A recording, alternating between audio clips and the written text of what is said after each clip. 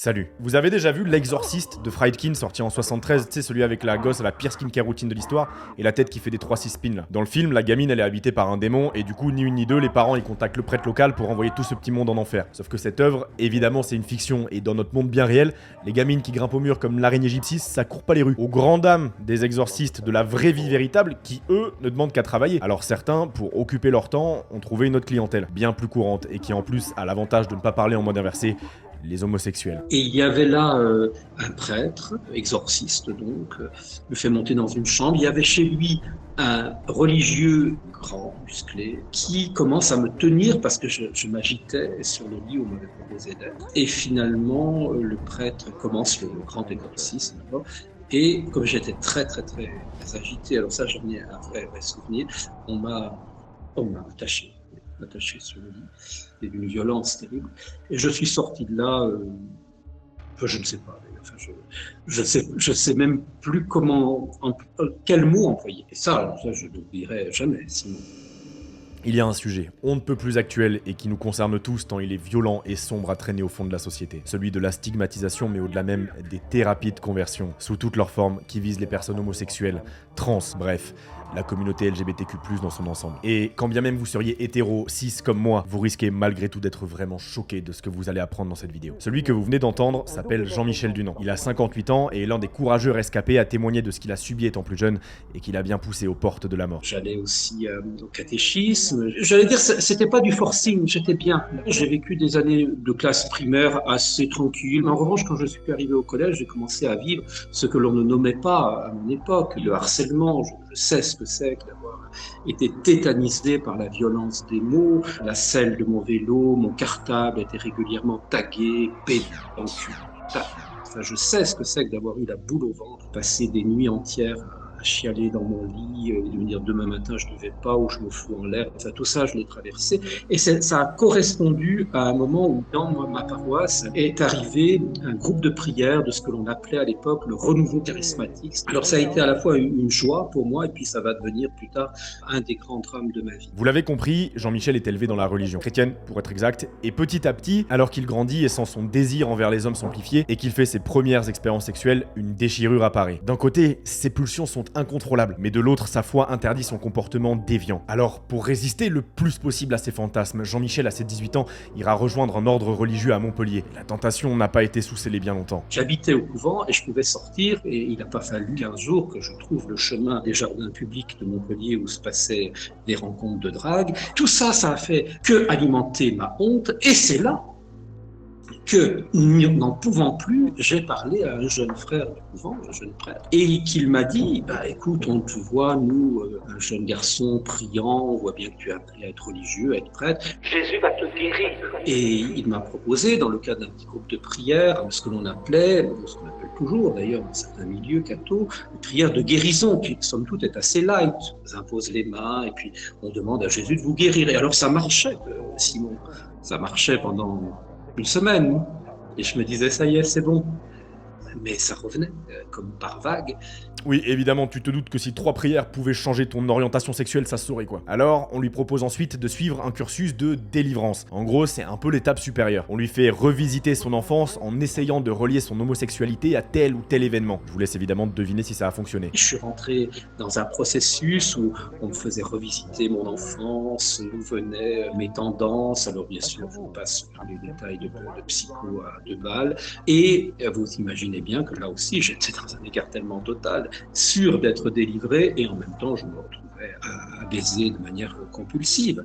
Donc c'était terrible, c'était des injonctions contradictoires permanentes en moi. Sauf que la situation reste et même devient de plus en plus insupportable pour Jean-Michel, qui finit par décider d'en parler à un des responsables de sa communauté. Ce dernier demande alors conseil à un autre frère de leur confession, qui leur affirme que pour lui il n'y a pas de doute. Jean-Michel, possédé par le démon, par la sexualité, c'est clair. Et la solution qui s'impose à ses yeux, elle est aussi simple que sordide. C'est de réaliser des exorcismes pour délivrer Jean-Michel de ce démon. Ce prêtre a revêtu son surplis sur son habit gris du frère Saint-Jean, son étole, donc on est vraiment dans une cérémonie, enfin quelque chose d'officiel si je puis dire. Et il commence avec l'eau bénite à m'asperger dans cette chapelle, on est en petit comité. et a commencé la prière de l'exorcisme. Et effectivement, je réagis. J'étais tellement mal physiquement, tellement fragilisé que je commence à hurler, à me taper la tête contre le sol. Et ben, pour ces gens qui sont là, ben, c'est clair, c'est une page d'évangile. Le Christ est en train de faire sortir un démon d'un corps. Seulement le problème, c'est que moi, je suis totalement lessivé après ça. Je ne sais plus qui je suis. C'est comme une espèce de désappropriation à la fois psychologique, corporelle, enfin, totalement en vrac, quoi. Donc je tente de mettre fin à mes jours, quelques jours après, et on me repropose un exorcisme. Jean-Michel sera exorcisé de nouveau, plusieurs fois, encore et encore, de manière violente, mais rien n'y fait. Mais son ordre, lui, ne baisse pas les bras et souhaite dorénavant le faire interner pour davantage de contrôle sur son homosexualité. Donc je suis arrivé devant les grilles d'un des hôpitaux psychiatriques de Nice. Je me suis dit, si tu rentres là, c'est fini, tu ne sortiras pas. Donc j'ai fui. Je me suis mis à courir dans les rues de Nice. Un de mes amis qui était là, Philippe, m'a rattrapé, non pas pour me faire rentrer de force, mais il m'a dit on va trouver une autre solution, Jean-Mi. Et pour tout vous dire, Simon, ça fait maintenant des années, ça, puisque c'était 90, voilà, tout ça c'est à peu près là. La reconstruction continue, si vous voulez, enfin. Mais juste avant d'aller plus loin, et parce qu'il m'avait déjà accompagné sur une autre vidéo traitant des thématiques de l'acceptation de soi, de son corps, sans jugement, j'ai envie de vous parler du partenaire de cette vidéo, Lelo. Si vous ne les connaissez pas encore, Lelo c'est une des marques leaders de jouets pour adultes de luxe, et qui plus est ultra engagée pour la découverte de son propre corps et de ses envies, entre autres grâce à des produits très haut de gamme qui couvrent un large panel de goûts et de préférences. D'ailleurs, ils viennent de sortir leur tout dernier modèle, le Soraya Beads, je vous laisserai aller y jeter un coup d'œil si ça vous parle. Lelo, c'est clairement une marque qui souhaite participer à aller contre les préjugés et à s'ouvrir l'esprit en luttant contre les tabous. Ils ont des objets pour les hommes, pour les femmes et même pour les couples. Et il y a toujours de quoi explorer, on n'a jamais vraiment fini de découvrir l'autre. Et en plus, ils font même l'effort de supprimer certains emballages pour limiter les déchets. En novembre, leur site il est blindé de promotions, donc c'est l'occasion d'en profiter pour toi ou en cadeau pour ton ou ta partenaire. Comme dans tous les cas vont approcher les fêtes. Bon par contre, fais juste gaffe au pied du sapin à t'assurer que ton cadeau Lelo atterrit bien dans les mains de la bonne personne. Même si évidemment tout le monde a le droit de se faire plaisir, ça pourrait surprendre quoi. Et ils m'ont filé un code, si vous entrez puèche au moment de passer votre commande, il se pourrait qu'ils vous mettent un petit cadeau avec. Bref, vous trouverez tout ce qui concerne Lelo dans un lien en haut de la description. Et encore merci à eux de me faire confiance et de me raccompagner sur des thématiques si importantes. Ok. Dans les années 60, Peter Price, un animateur radio assez connu de Liverpool, a subi l'horreur. Et l'histoire que je vais vous raconter, il en a témoigné il y a seulement quelques années dans les médias. Alors qu'il se sent homosexuel et qu'il décide d'en parler à sa mère, cette dernière, elle est pas hyper heureuse de la nouvelle et elle décide de traiter le problème en envoyant son fils dans un hôpital psychiatrique local de l'époque, dédié aux soucis quoi. Et vous savez quoi, puisqu'on a commencé avec des métaphores en mode scène de film et tout, on va continuer. Vous avez vu Orange Mécanique de Kubrick? Mais si, en vrai même, vous voyez la scène ultra glauque, autant que mythique d'ailleurs, d'Alex dans un fauteuil attaché qui est obligé de garder les yeux ouverts. Bah le traitement de Peter, hein, c'était la même chose. En gros, l'idée c'était d'exposer les patients à des stimulus négatifs pour leur faire comprendre que leur comportement n'était pas le bon. C'est littéralement les pigeons de Skinner adaptés aux homosexuels. Alors dans une pièce sans fenêtre, Peter fut forcé d'écouter en boucle des récits d'actes homosexuels et de regarder des photos d'hommes en maillot de bain. Jusque là, vous allez me dire, à la limite, ok, sauf que régulièrement, on lui faisait des injections qui provoquaient diarrhée et vomissements pour lier son attirance à une mauvaise sensation. Le but c'était de créer de la répulsion quand il serait face à la situation dans le monde extérieur. Peter Price était donc littéralement dans sa merde. Ce prétendu traitement devait durer 5 jours, mais il réussit à stopper le processus au bout de 3. Ce que Peter Price ou Jean-Michel ont vécu sont des réponses hardcore à l'idée que l'homosexualité serait une maladie, qui plus est que l'on pourrait guérir. Que c'est contre nature, hein. Oh là là, c'est la décadence. Hein. Et je serais pas très surpris que vous ayez déjà croisé dans votre vie quelqu'un avec une opinion un peu border du genre. Parce que c'est une idée qui est tout sauf nouvelle et ça traînait encore dans les sphères officielles jusqu'à récemment. C'est qu'en 1990 que l'OMS elle a dégagé le terme de maladie mentale pour désigner cette orientation sexuelle de ses papiers quoi. Quant à la France, on était visiblement pas très pressé de faire la mise à jour non plus, puisqu'on a attendu 2 ans de plus pour retirer l'homosexualité de cette catégorie aussi. Si je le dis autrement, c'est encore plus dingue. Ça fait donc seulement 31 ans qu'aimer quelqu'un du même sexe n'est plus officiellement considéré comme une pathologie psychiatrique dans ce pays. Je trouve ça fou en vrai. Sauf que, vas-y, aujourd'hui on est en 2023, c'était il y a longtemps, c'est pas la génération de Jean-Michel. On se sent quand même plus éveillé, tu vois, on a dû se calmer, non? Je sais pas si je pourrais faire une liste exhaustive, mais il y a eu encore dans le sud de la France des cas d'utilisation d'électrochocs. Hein, donc à Montpellier, ça a été reporté et ça a été assez violent de découvrir ça en France. L'exorcisme, les psychologues qui peuvent dire mais si t'es homosexuel, c'est que ton père était absent et en fait t'es pas vraiment homosexuel, t'es hétérosexuel. Des bouquins, beaucoup de bouquins, j'en ai reçu un ce matin parce que j'achète pour essayer de lire ce qui se dit aussi, même si ça me fait pas plaisir. On a eu le cas, nous, à Rien à guérir, ça a été assez violent à prendre en charge d'une personne dont la mère a violé son fils pour lui montrer ce que c'était la sexualité hétérosexuelle. Donc on a quand même des choses qui sont violentes. Pour les personnes lesbiennes, il y a des excisions forcées ou des choses comme ça. Lui, c'est Benoît Berthe, porte-parole du collectif Rien à guérir. Un collectif qu'il a fondé et qui regroupe des rescapés de ces thérapies de conversion, aussi bien sexuelles que de genre. Et ouais, ce qu'il voit passer encore même aujourd'hui est parfois horrible. Visiblement, plusieurs milliers de personnes en France n'ont pas été mis au courant du patch de l'OMS et continuent de traiter l'homosexualité comme quelque chose à soigner. J'ai pas envie non plus que les gens pensent que c'est tout très violent, parce que la grande majorité de ce que nous on voit quand même, c'est des thérapies de conversion où c'est très subtil, c'est très vicieux, il y a beaucoup d'emprise, d'embrigadement, etc. En fait, ils viennent jouer sur le fait que tu as du mal à t'accepter parce que ton entourage religieux ou autre, sociétal, ton environnement, a du mal à accepter l'homosexualité. Donc tu te sens mal parce que tu luttes à l'intérieur. Et ils viennent faire une inversion totale de ce qui se passe, ils viennent te convaincre que si tu as mal, c'est parce qu'il faut que tu te débarrasses de cette tendance, et c'est comme ça qu'on se fait embrigader, parce qu'on se dit, ils sont bienveillants, ils veulent nous aider effectivement, donc j'y vais. Ça peut prendre plein de formes et très loin des clichés un peu de cinéma qu'on voit passer. On revient sur un sujet d'emprise. C'est pas le premier qu'on fait sur la chaîne, je pense que vous commencez à comprendre le mécanisme. Benoît lui-même a été victime dans sa jeunesse d'une de ces thérapies plus sournoises que l'exorcisme brut ou l'électrochoc. Ce sont des façons de faire qui jouent sur la psychologie humaine et l'illusion du consentement. Pour la faire courte, concernant son histoire, en sentant que ses parents n'accepteraient pas sa sexualité, il s'est renfermé sur lui-même. Et du coup, eux, ils mirent ça sur le dos des jeux vidéo et de ses bouquins, et comme pour leur prouver qu'ils avaient tort, il leur a annoncé la vérité, et assez croyants, ils prirent la décision de consulter pour régler le problème. Pendant 3 ans, on m'a emmené dans des lieux un peu retirés, dans des forêts, des vieilles bâtisses où tu as des communautés religieuses qui vivent. Et ce qu'il faut bien te rendre compte, c'est que tu y vas le week-end, pendant tes vacances scolaires, t'accueilles avec des espèces de grands sourires, des visages illuminés, avec beaucoup de bienveillance, beaucoup de pseudo-douceur, etc. Mais tu vois, là-bas, c'était une ambiance quand même assez lourde parce qu'on n'avait pas le droit de parler, se parler les uns les autres, te prenaient en session en solitaire et ils te racontaient plein de trucs hyper chelous, à essayer de remonter l'arbre généalogique des tares de ta famille, ou à te projeter des images tellement horribles de l'homosexualité que ça te dégoûte de toi-même, en fait. Des trucs que quand t'es gamin, moi j'avais 15 ans, tu vois, t'as juste pas envie qu'on t'en parle. Et en fait, c'est ça qui est horrible, c'est que ça te fait la culture de la honte, et t'as vachement de culpabilité parce que plus j'avançais, 15, 16, 17, plus ma sexualité, comme tout le monde, elle se développe, et je voyais que ça changeait pas. Donc moi j'ai l'impression de tout faire que ce qu'ils me disent, et ça se confirme. Et donc en fait, la honte plus la culpabilité qui tournent en rond, c'est le cercle vicieux qui amène à des pentes de pensées noires et pensées suicidaires, en fait, hein. C'est aussi simple entre guillemets que ça, quoi. Ça vous rappelle quelque chose? Petite parenthèse d'ailleurs, parce que je voudrais pas qu'on reste sur cette image 2, mais les parents de Benoît ont depuis fait une espèce de repentance et sont même aujourd'hui au devant du combat anti-thérapie de conversion. Lui et Jean-Michel, ce sont deux thérapies de conversion vraiment différentes, mais avec autant de dégâts à la fin. Bon, et là en vrai tu pourrais te dire, ouais, ce sont des histoires vraiment terribles, je comprends et tout, mais franchement Simon, ça doit concerner pratiquement personne, il y a que les dérangés ou les turbo-croyants pour faire subir ça à leurs proches ou à leurs gosses. Et perdu mon pote. En France, comme ces thérapies ne faisaient pas l'objet d'une surveillance particulière de l'État, ni n'était dans le collimateur d'une loi spécifique jusqu'à il y a très peu de temps, c'était compliqué d'avoir des chiffres. Alors pour estimer le phénomène, on a regardé dans les pays qui étaient similaires aux nôtres. Et au Royaume-Uni par exemple, ce sont 5% des personnes LGB, donc l'orientation sexuelle, qui se sont vues proposer une thérapie de conversion, et 2% qui en ont suivi une. Et si dans près d'un cas sur deux, elles ont été conduites par un organisme religieux, le plus choquant, c'est que dans un cas sur 5, ça implique un professionnel de santé. Après on peut regarder une autre étude aussi qui a été menée par l'Institut William portant sur les États-Unis. Elle fait monter la proportion de personnes homosexuelles ou bisexuelles qui déclarent avoir subi une telle thérapie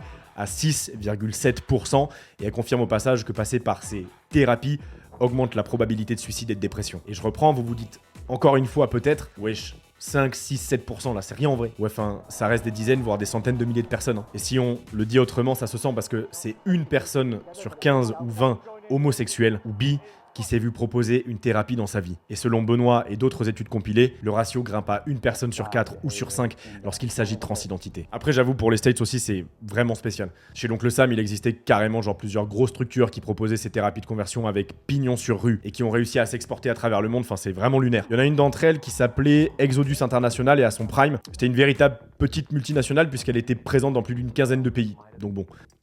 Après, si en France on n'a pas monté des multinationales du genre, on a quand même eu nos organisations bien visibles, parce qu'à un moment les principaux concernés ont forcément voulu légiférer sur le sujet. Et pour convaincre le gouvernement qu'il fallait faire quelque chose, Benoît et son collectif Rien à guérir se sont amusés à voir combien, très simplement à l'époque, ils pouvaient trouver d'organismes, de personnes ou de médias juste sur Paris qui assumaient leurs pratiques. On est en 2020 à ce moment-là. plus d'une vingtaine. Sauf que c'est le bordel, il y a les gilets jaunes, le gouvernement il leur répond qu'ils ont pas le time, que les lois existantes elles suffisaient et qu'ils pouvaient porter plainte pour homophobie ou discrimination quand ça allait trop loin quoi, que ça devrait le faire. Mais clairement, en vrai il y avait des failles. Et du coup pour pousser à l'écriture d'une loi vraiment bien spécifique, ils ont utilisé le cas avéré d'une psychologue autoproclamée qui proposait, tenez-vous bien, des thérapies de conversion d'orientation sexuelle réversibles. C'est-à-dire aussi bien d'homo à hétéro que d'hétéro à homo. Et là il y avait une thérapie, donc un problème quoi, mais pas de discrimination. Et ce fut entre autres ça, s'il te plaît, la faille pour pousser à l'écriture d'une loi dédiée. Et ça nous a montré qu'il y avait vraiment un besoin, déjà, d'avoir un vrai texte de loi qui englobe un maximum de pratiques, parce que comme on l'a dit, il y en a plein.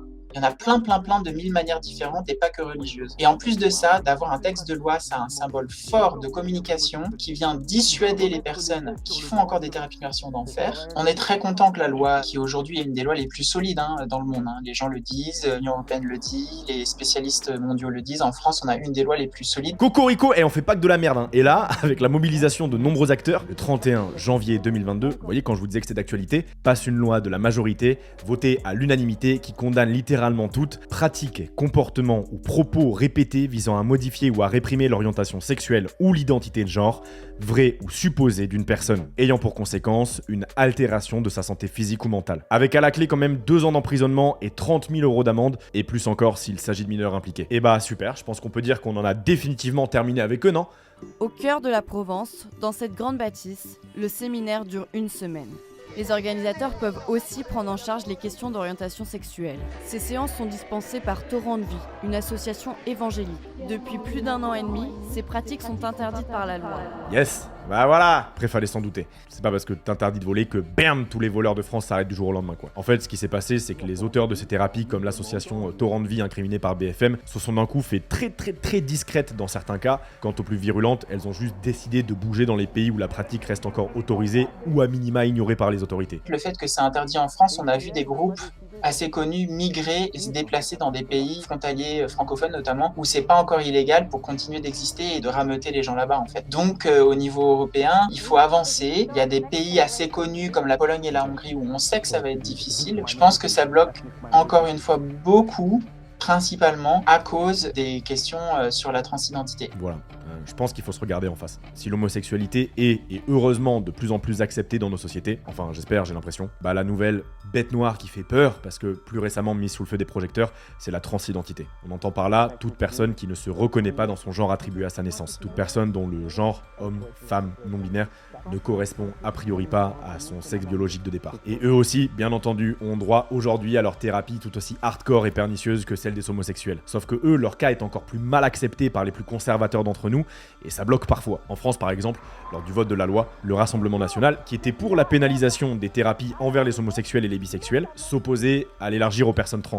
Sauf que pour les assos, bah vas-y, c'est pas négociable de faire juste avec une partie de la communauté. Bon alors chez nous, ça a fini par passer, mais dans d'autres pays, la question trans coince et bloque toute légifération, comme en Angleterre avec J.K. Rowling, l'autrice multimilliardaire d'Harry Potter qui, ouvertement transphobe, a fait une affaire personnelle d'empêcher l'interdiction de leur thérapie de conversion. Et comme pour la France, les assos là-bas refusent de faire les choses qu'à moitié, condamnant ainsi tous les LGBTQ+ anglais à galérer depuis des années sans loi pour se protéger. Et puis, ce qui est assez dégueulasse aussi, je pense que vous l'avez compris, c'est que toutes les thérapies ne sont pas nécessairement religieuses. Et dans le cas de la transidentité, elles sont même souvent cachées sous une couverture prétendument médicale. Sur la transidentité et sur les personnes transgenres, ce qui est hyper inquiétant, c'est que les personnes dans le milieu médical ou psychologique, elles font autorité, on leur fait confiance. Et donc là, l'emprise est beaucoup plus forte. Et le fait qu'il y ait une mauvaise connaissance du sujet ou une peur profonde de l'effondrement de notre société si jamais une personne fait une transition. Mais en fait, ce qu'il faut qu'on se rende compte, c'est que c'est exactement le même discours qu'on avait il y a 50 ans sur l'homosexualité. Quand on montre des images sur BFM TV de personnes qui font des thérapies de conversion contre les homosexuels ou les bisexuels ou autres, là, ça choque tout le monde. Par contre, quand on parle d'une psychologue qui a donné des conseils de merde qui ont bousillé la vie à des personnes trans qui sont en dépression parce qu'elles n'ont pas réussi à s'accepter, etc., là, ça choque personne et ça fait débat sur les réseaux sociaux pendant 10 ans, quoi. Les bras m'en tombent parce qu'on a le sentiment qu'on avance, mais malheureusement, l'avancement pense pas vraiment, quoi. Le combat est encore long, et Benoît comme Jean-Michel luttent chacun à leur façon. Benoît avec Rien à guérir pour agir sur l'accompagnement et une loi qu'il espère bientôt européenne, et Jean-Michel d'une façon que je trouve en vrai assez touchante, avec une communion religieuse. Parce que, et ça pourrait paraître surprenant compte tenu de ce qu'il a subi, mais il n'a jamais cessé de croire. D'ailleurs, petite parenthèse, mais on parle du christianisme depuis le début, mais niveau thérapie et acceptation de l'homosexualité, c'est la même galère dans d'autres religions. Dans l'islam par exemple, t'as un truc qui s'appelle les ruqya, enfin bref. Sa communion en tout cas, qu'il a appelée la communion de Béthanie, elle accueille toute personne, peu importe le sexe, le genre, l'orientation, et il pratique 2 retraites spirituelles par an. Et vous avez compris, si la religion c'est pas votre cam, alors Rien à guérir et Benoît peuvent vous accompagner si vous êtes concerné par ce sujet. La plupart de ces individus, de ces groupes, etc., ont mis le volume au plus bas, mais je pense que leur disque dur n'a pas changé. Donc c'est pour ça qu'il faut aujourd'hui travailler sur un approfondissement de la doctrine dans l'Église catholique, il faut aller plus profond, une vraie exégèse des textes. Je m'y emploie avec d'autres, ça va être un travail dur dans le dur et qui va prendre du temps, et je suis prêt à prendre des nions, et j'en prends déjà beaucoup, mais il faut y aller. Enfin, moi, je veux consacrer la deuxième mi-temps de ma vie, je veux la consacrer à cela. Et je pense que le point commun en fait que je vais donner par rapport aux gens qui se sont retrouvés à Rien à guérir, mais c'est des gens qui ont écouté leur cœur, qui ont écouté qu'à un moment donné ces thérapies leur faisaient pas du bien, et ils ont été honnêtes avec eux-mêmes sur qui ils sont vraiment au fond d'eux-mêmes, et qui ont écouté leur instinct de survie. Survivre. Le mot est fort, mais il est juste. Et on est en 2023. Alors écoutez-vous. Personne ne doit vous dire qui vous êtes, ce que vous êtes et qui vous devez aimer. Votre sexualité, votre genre et la façon dont vous vous considérez ne regardent que vous. Et l'enfer étant pavé de bonnes intentions, même si certains tenteront de vous changer, le sourire aux lèvres, rappelez-vous que votre identité ne devrait jamais être un tabou. I love you. I love you too.